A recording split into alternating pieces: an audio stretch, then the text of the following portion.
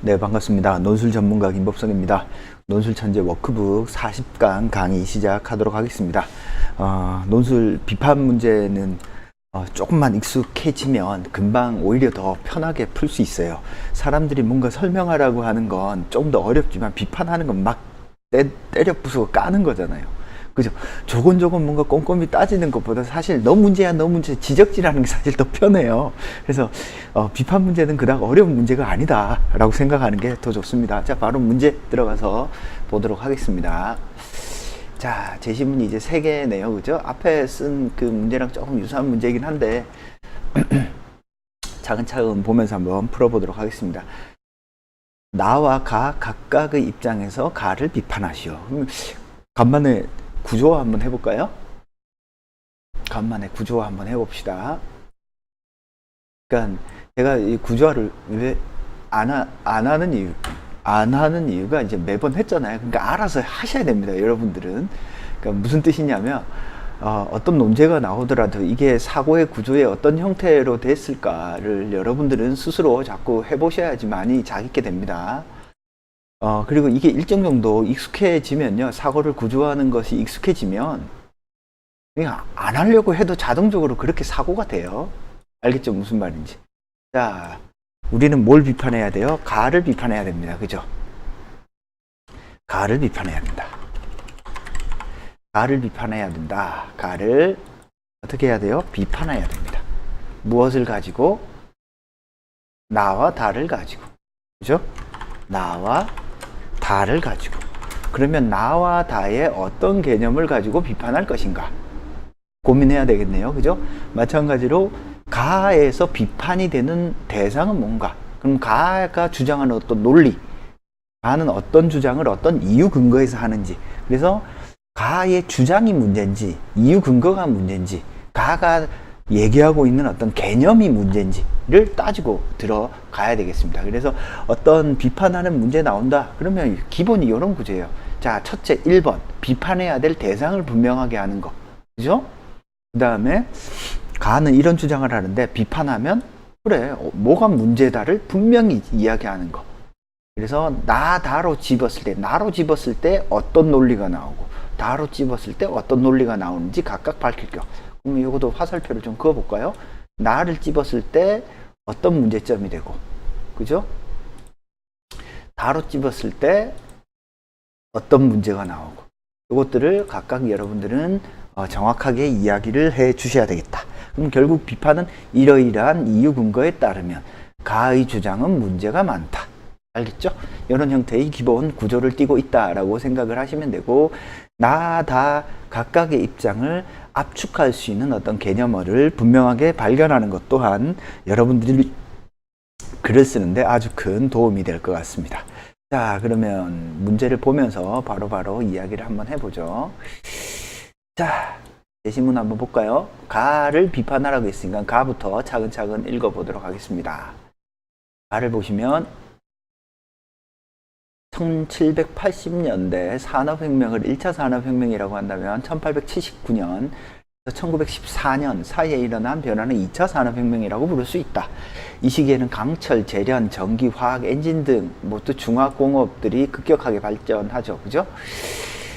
그리고 어떤 인구가 증가하고 콜레라, 장티푸스 같은 어떤 질병이 퇴치되면서 영아 사망률이 눈에 띄게 낮아지면서 어떤 일이 벌어지나요? 노동자들이 급격히 늘어납니다. 그죠?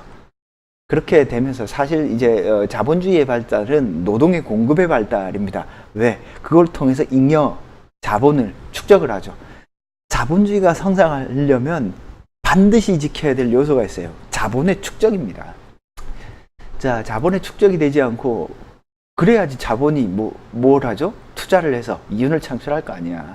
그래서 경제성장이라고 하는 것이 국민경제의 생산 능력이 커져 국민 소득을 증가하는 것을 말하는데, 경제가 성장하지 않으면 계속 늘어나는 인구 때문에 자연히 1인당 국민 소득이 감소하므로 국민들의 생활 수준이 낮아지게 됩니다. 지금 전 세계 인구는 지금 약간 정체기에 있죠. 이제 잘 안 늘어납니다. 우리나라는 지금 줄어드는 추세고, 그죠?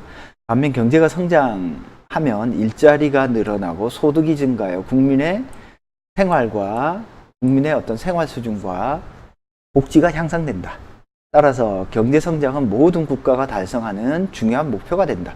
결국에는 가가 말하고자 하는 논리를 한번 정리를 해볼까요? 여기다 씁시다. 우리 어차피 아까 여기다 밑에다 썼으니까 가의 논리를 여기다 쓸게요. 가는 뭘 얘기하나요? 가는 여기 바로 밑에 쓰면 되겠네요. 가의 논리를 그냥 바로 여기 밑에다 한번 써보겠습니다. 가는 경제성장이 중요하다, 필요하다를 이야기하고 있죠. 그죠? 경제성장이 왜 중요하다라고 이야기합니까? 경제성장이 밑에 화살표 넣으면 조금 복잡할 것 같으니까 바로 옆에다 쓸게요. 경제성장이 중요하다. 왜 중요하죠? 어떤 일자리를 창출해서 어떤 국민의 생활, 복지를 보장해 주니까. 그래서 가제시문은 경제성장이라고 하는 것이 국민의 생활이라든지 복지의 측면에서 일자리를 보장해 주기 때문에 어떤 중요하다라고 이야기하는 게 중요한 논리의 어떤 하나의 축이다라고 볼 수 있겠네요. 그죠? 그럼 경제성장이 되면, 그럼 비판을 할 때, 경제성장이 되면 진짜 국민 생활 수준이 올라가나? 경제성장이 되면 진짜 소득이 증가하나? 를 따져보면 되네요. 그죠? 일자리가 늘어서 소득이 증가하나? 여기 소득도 넣어야 되겠네요. 그죠? 일자리를 창출해서 소득이 증가하고, 어떤 일자리가 창출되니까 소득이 증가하고 국민의 어떤 생활이나 복지가 좋아진다라고 말하는 것이 가의 핵심 내용입니다. 그죠? 국민의 어떤 생활 수준과 복지가 향상된다. 자, 나를 봅시다. 경제가 아무리 잘 돼도, 그죠? 경제가 좋아져도 실제로 내가 잘 사냐? 이건 또 진짜 전혀 다른 문제죠. 그죠? 나를 보시면 에머슨의 자연론은 1836년에 출간되었고 그는 이 책에서 당시 살림을 결단내고 있었던 벌목에 대한 반대 입장을 유리하게 표현했다. 그래서 자본주의의 성장은 자연에 대한 파괴죠. 결국 인간이 만들어내는 건 없어요. 자연이 만들어내는 걸 가공할 뿐입니다. 그죠? 자, 그래서 현대 산업사회가 자연을 일용품을 의 생산을 위해서 희생시켜야 되는 존재로 간주한다. 그래서 자연을 어떤 착취의 대상으로 삼고 있는 게 현대 자본주의의 어떤 모습입니다. 그리고 우리는 마땅히 우리 조상이 즐겼고 또한 심미적 경험과 도덕적 원천인 자연과의 직접적 관계를 회복해야 한다고 보았다. 왜? 자연 속에서 우리는 심미적 경험, 미적 경험, 만족감 어떤 거예요? 심미적 경험이라고 하는 것이 예를 들어 아름다운 경치를 보면 와 정말 멋지다. 그죠? 따뜻한 햇빛을 받으면 뭔가 기분이 좋아진다라는 느낌을 받잖아요. 그러니까 인간은 자연 속에서 나온 동물이기 때문에 자연과 절대 뗄래야 뗄 수 없습니다. 저는 개인적으로 인간을 이성적 존재라고 생각하는데 여러분 생각해 보세요. 하루에 여러분들이 이성적으로 생각하는 시간이 몇 시간이나 돼요? 기껏 해봤자 한두 시간 아니에요? 대부분의 인간은 이성의 동물이 아니라 기본이 인간은 동물입니다. 동물. 이성이 한 5%? 전 인생의 삶에서 이성이 작동되는 시간은 제가 볼 때 많아봤자 5%예요. 근데 이 5%로 인간의 어떤 본질을 설명한다? 아니죠. 다만 이 5%는 여튼 어떤 이 이성적인 어떤 존재 생각하는 건 틀린 건 아니지만 그 이성이 항상 우리를 행복하게 하거나 하지는 않습니다. 우리는 이성을 사용해서 어떻게 하죠? 나쁜 짓을 골라서 하죠. 그죠? 어떻게 하면 쉽게 돈 벌까? 뭐예요? 이성이 하는 일이에요. 어떻게 하면 최소 비용으로 최대의 효과를 얻을까? 그러니까 우리의 이성이 어떤 바람직한 방향을 설정하거나 할 때 기본적으로 작동되는 방식은 어떤 투자 대비 효과입니다. 그죠? 자, 어찌됐건 조금 더 보겠습니다. 가장 값싼 방법으로 즐길 줄 아는 사람이 가장 부유한 사람이다. 그는 이렇게 예언자적 말을 덧붙인다. 당신이 집을 지을 땅조차 없다면 집이 다 무슨 소용이 있겠는가. 많은 사람들이 소로가 고독 속에서 2년을 보냈던 월든을 자연보호운동의 탄생지로 여긴다. 그러니까 월든 지은 작가죠. 소로. 시 쓰고 소설 쓰고 한 사람입니다. 그러니까 인간에게 있어서 땅이라고 하는 건 어때요? 땅이라고 하는 건 가장 기본적인 어떤 삶의 토대죠. 토대.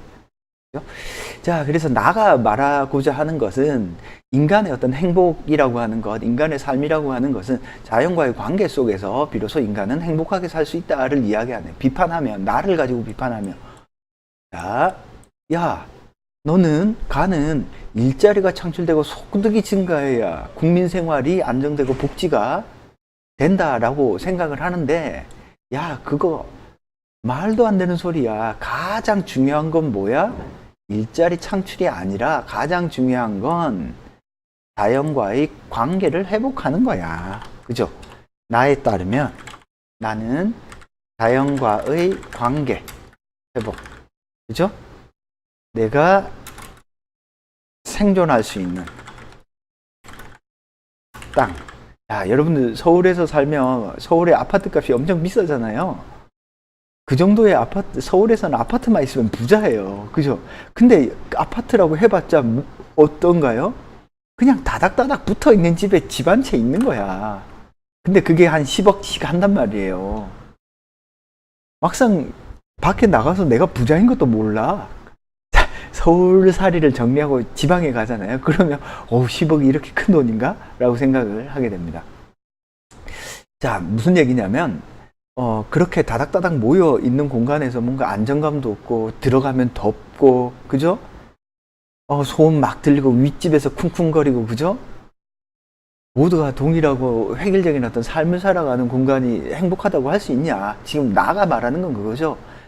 어떤 자연 속에서 호흡하고 신선한 공기를 마시고 하는 것이 인간에게 있어서 가장 중요한 행복에 뒷받침되는 거지. 가에서 말하는 것처럼 경제가 성장한다고 해서 인간이 행복하게 사는 건 아니다. 그죠? 경제 성장이 인간의 삶에 있어서 중요하다. 인간 행복에 있어서 중요하다고 가는 말하지만 그게 아니라 오히려 자연과의 어떤 관계를 회복하고 자연과 끊임없이 상호작용할 때 우리는 행복하다를 말하고 있는 게 나 제시문이다 라고 볼 수 있겠습니다. 자, 그 다음에 다를 한번 읽어볼까요? 한 나라의 국민소득은 외환 보유고 전기 소비량, 자동차 보유 대수 등 여러 가지 지표를 통해 짐작할 수 있다. 경제력을 종합적으로 판단하기 위해 가장 일반적으로 사용되는 국내 총생산이다. 그래서 국내 총생산이란 한 나라에서 얼마만큼 생산했는지, GDP, GNP 그런 거죠, 그죠? 그래서 국내 총생산은 복지 지표로 개발된 것은 아니지만 전 세계에서 어떤 그 나라가 얼마나 많은 가치들을 생산했는가, 부가가치를 생산했는가의 어떤 합으로 쓰입니다. 그죠? 그런데 국내 총생산이라고 하는 것은 경제활동에 유해한 것으로 간주를 하지만 실업과 빈곤 때문에 범죄가 증가해 경찰의 확충 비용, 법원 비용, 교도소 비용, 개인 감시 및 보호 비용이 늘어나면 그로 인해 발생하는 경제활동도 국내 총생산에 포함된다. 예를 들어서 사람들이 담배랑 술을 많이 먹어가지고 간암, 폐암이 증가했어. 그러면 치료를 해야 되잖아. 치료를 하려면 어떻게 해야 돼? 병원을 가야 되죠. 병원을 가서 어때? 보험비를 내야지. 보험비 올라가겠죠. 병원비 발생하겠죠. 어때요?